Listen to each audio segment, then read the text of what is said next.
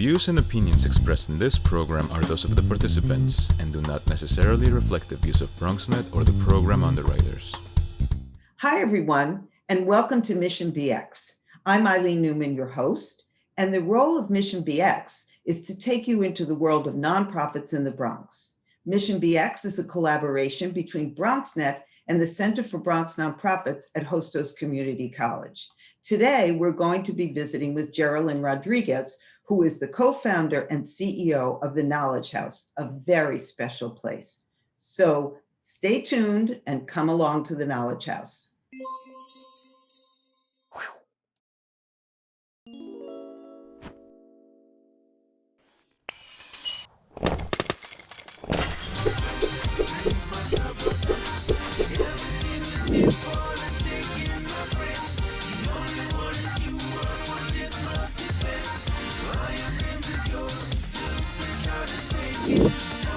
Hi, everyone. This is Mission BX. I'm your host, Eileen Newman, and we're going to be visiting today with the Knowledge House CEO and co-founder, Jerelyn Rodriguez. And I'm going to start in a way that I never do start, and that is by reading the mission statement of the Knowledge House, because what they do is so interesting and different than a lot of other nonprofits that we've been featuring. So I'm going to have Jerelyn unpack this mission statement and explain what it means. So the mission of the Knowledge House is to empower and sustain a talent pipeline of technologists, entrepreneurs, and digital leaders who will uplift their communities out of poverty. So tell us about that, Jerelyn. And thank you for being with us today. Well, thank you so much for having me, Eileen. So our mission statement is really important to us because it allows us to provide a core service, right? And that's how we empower young people with technology skills through our core job training programs. But the sustaining a pipeline, we do that in partnership. And so we have a two-part mission. The first part, that empowerment part, means that we offer two core job training programs. One is called the Kareem Carbush Coding Fellowship. It's a code and design program for high school youth. And then the other program is called the Innovation Fellowship. It's an adult job training program that allows emerging technologists to specialize in Python or full stack web development. And so we offer these two programs year round. But then also we work really closely with partners to support our participants. So when it comes to COVID, for example, we had to partner with the Bronx Community Foundation and DreamYard. These are local nonprofits in the Bronx to match our students to technology devices. When it came to volunteering and mentorship, we reached out to corporations that wanted to invest in racial equity work. They wanted to they wanted to hire diverse talent. And we reached out looking for volunteers to mentor our students, provide career talks, etc. And we even align our job training curriculum to colleges so that we're not only strengthening career pathways for participants, but also post-secondary pathways. And so, for example, we have a credit-bearing partnership with Hostos. It aligns our web development curricula to 6 college credits at their media department. And so you can see all of these partnerships with various stakeholders provide more resources to our students and just a more robust support system. The Knowledge House, there's too much need for us to tackle this issue alone. And so the more we work with partnerships, the more sustainable our work is. So tell me about the need. Because we hear about the need, but I think we hear often when we talk about the Bronx, and that's why I'm very happy to be talking to you about what you're doing. We hear about the need for food. We hear about housing need. This is a completely different career building need. So what did you see that made you, first of all, create this, and how did you even get the idea for it? Yeah, that's a great question. So professionally, I come from the education sector. Before the Knowledge House, I ran after school programs for schools. I taught writing for a year, and I was doing a lot of parent organizing, student organizing work to, reform schools. But I was actually frustrated in my profession with the college or bust myth. And so I always explain to folks, college worked for me. I love my alma mater. I graduated from Columbia University. However, college did not work for a lot of my family members and a lot of my peers living in the Bronx. And so I always had an interest in alternative career pathways. And I was always interested in technology, understanding that there are so many different types of tech jobs. And there are so many ways to get a high wage and gain these high tech skills that lead to career ladders and like higher wages, sustainable careers. And the fact that 44% of these jobs do not require college means that these economic opportunities are available to the population we serve at the Knowledge House. And so just making sure that Bronx residents, especially because we're innovative and creative, that we have access to high-tech skills that require us to produce technology, not only consume it. We serve young people, they're all digital natives. So literally when they were born, the internet existed, everything is on a mobile device. They're on social media and they're playing games 24/7. Why not empower them to create these technologies? And so that's why my co-founder and I started the Knowledge House. We wanted to make sure that Bronx youth and Bronx residents were not being left out of the innovation economy. And so we know that the tech sector is growing. When we started the Knowledge House, there was a projected 300,000 computer science jobs available in 2020. And then the pandemic hit and every job became a tech job. So since COVID, we've seen an increase in our applications. We know that remote work is here to stay, even post the pandemic. And so we think digital skills training is needed now more than ever, especially in a place like the Bronx, where unemployment rose to 25% after COVID. So I am so happy to hear you say that, despite the fact that I work at a college that I teach,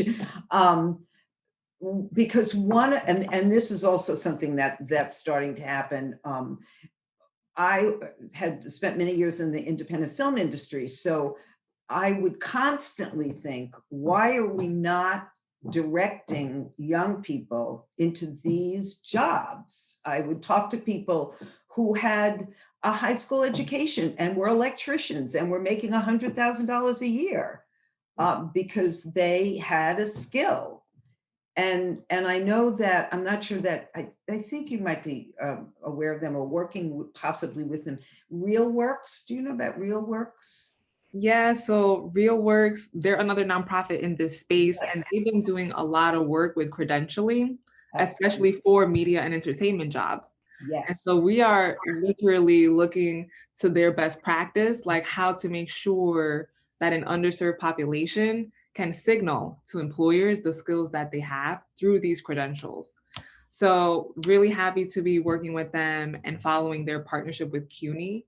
And I know that you are also familiar with Ghetto Film School, which Yes. started in the Bronx. Yes. But 100% what you say resonates, right? If Bronx residents are creative, right, as the inventors of hip hop and pioneers of so many movements, why not empower young people, especially to create film and create technology and have these skills that result in high paying jobs?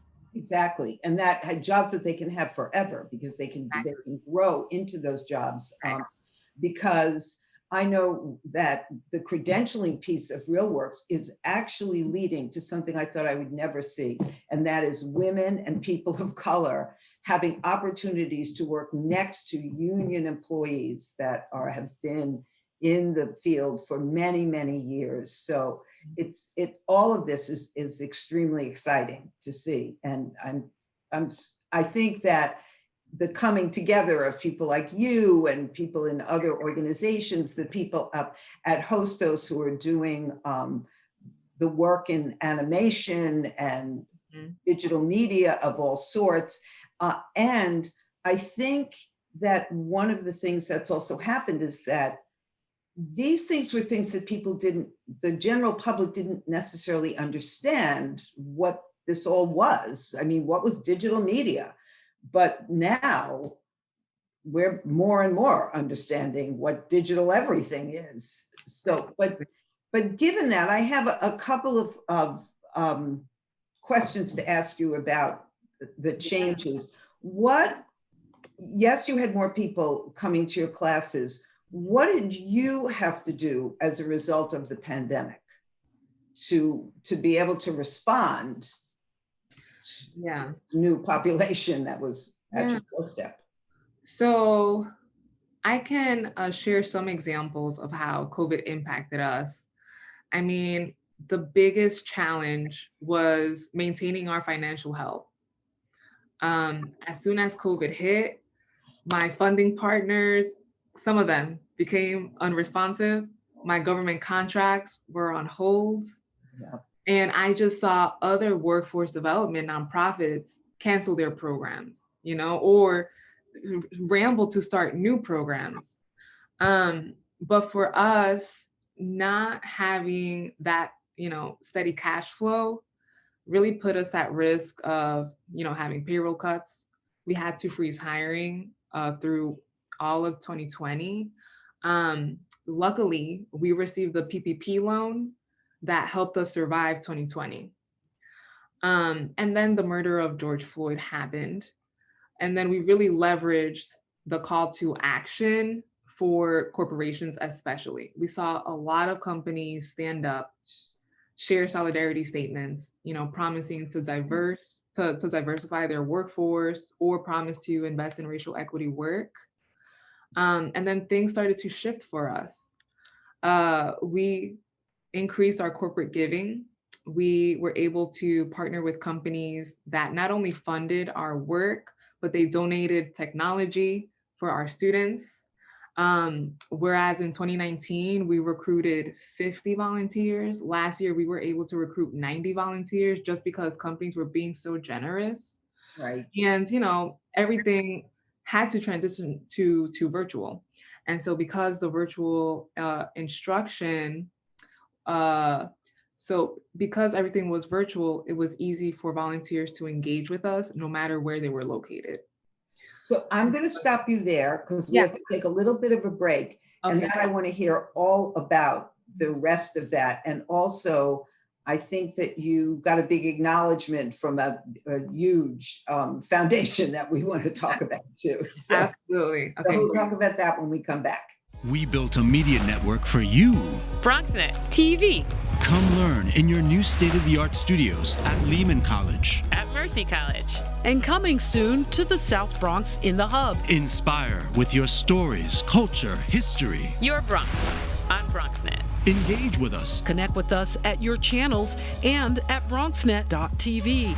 Learn, engage, inspire. BronxNet TV. From the Bronx to the world. BronxNet.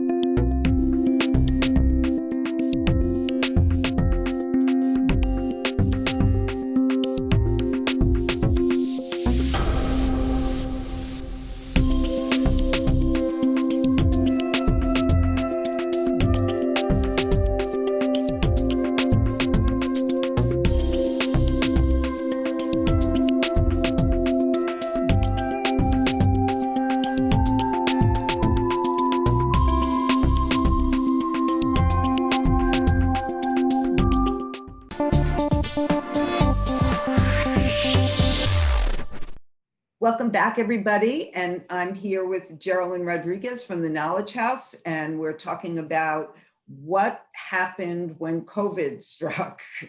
So of course, it had a huge negative impact, as we all know, but for your organization, as you were saying, it helped a lot of people be able to move forward through the organization. Absolutely. Like we saw a shift once we decided to be responsive to different stakeholders' needs, so understanding that our students, they have to succeed in virtual learning. So, we put out a call to action, companies like, please help us cover hotspots, laptops. We got a bunch of technology donated. I mentioned earlier that we partnered with the Bronx Community Foundation, and they gave us some grant funding to launch a tech lending library. So that's a positive thing. But also companies wanted to get to know our talent, so they started to mentor our students. For the first time, we matched every job trainee to a mentor from the industry that is supporting them for the next year. So tell me what kind of places that people were mentored, what organizations were mentoring people? Yeah, absolutely. So our Innovation Fellowship is our core job training program for adults. We have 40 job trainees enrolled as of September. But since the summer, because companies were being generous, a lot of them signed up to volunteer and mentor our students. So for example, we have volunteers from a startup company called Cloudinary. We have volunteers from Bloomberg. A lot of Bloomberg supporters are mentoring our students. And not only mentorship, because through our volunteer opportunities, we have high touch, regular mentorship opportunities, but also low touch, one-time opportunities. So for example, we partnered with Ernst & Young to recruit 30 professionals to help with interview prep. So we got 30 professionals to do a mock interview day where they literally were matched with our job trainees, did a mock interview, and our students were able to get feedback from a person that works in the industry. And so a lot of that has happened since the summer. And, people's generosity, companies' generosities have allowed us to match our students to more resources. And that funding that we started receiving from corporations allowed us to provide cash assistance to our participants. Traditionally, Knowledge House students are underemployed. They have part-time jobs on the weekends. But since COVID, 90% of our students are furloughed or unemployed. So that cash assistance is crucial so that they persist. So those are ways, just being responsive to the corporate sector, being responsive to our students and their transition to virtual learning has really helped us grow and stay in a good place. So, okay, I have now for all of my viewers who are not as adept at technology, I have the stupidest question ever, but I'm going to ask you anyway on air. There are no stupid questions. What's a hotspot? Oh yeah. So there's Wi-Fi, right? Right.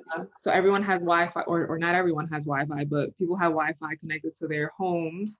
And then MiFis are like mobile Wi-Fi devices. And those are also called hotspots. But a hotspot isn't always a device because, for example, I have a hotspot on my mobile phone, so I can use my mobile phone as a portable internet device. Yeah. Thank you. Because that people keep saying that, and I think that's an important question because everyone keeps saying that. Oh yeah. Yeah, and then you think I'm not going to ask. So, but I am good. But I'm glad I did ask. Thank you. So that really is amazing and wonderful that all of this happened. But I have another question. How many people work with you? And I know that you're going to tell me some number that's so small. It's so small, Eileen. I'm going to be shocked. So okay, before COVID, we had about 15 full-time, 18 total staff, but we had to freeze hiring because of COVID. And so we did lose some staff and we were not able to staff up. And so we're currently at 12 staff. We need to be at 20 to, have a successful year. So the past 2 weeks, I have been, interviewing folks nonstop. We're hiring for 10 open roles right now. So can you, where are you advertising all this so that people Yeah, who might see this would be able to apply? Yeah. So if anyone goes to theknowledgehouse.org, on the About page, on the team page, there's a careers link, and all of the jobs are posted there. Okay. And our application for the programs is also up. So if you go to the apply page, you can find all the programs that are upcoming, and anyone can submit an application. So can you also send that information to me? Because we have a MailChimp list of 1,400 people. So and you never know who knows somebody who might be interested, and we certainly, and it goes out to a lot of organizations in the Bronx. So I know you said that you started out in education but starting out in education and coming up with this idea. So tell me how, I mean, this is, that's big. So.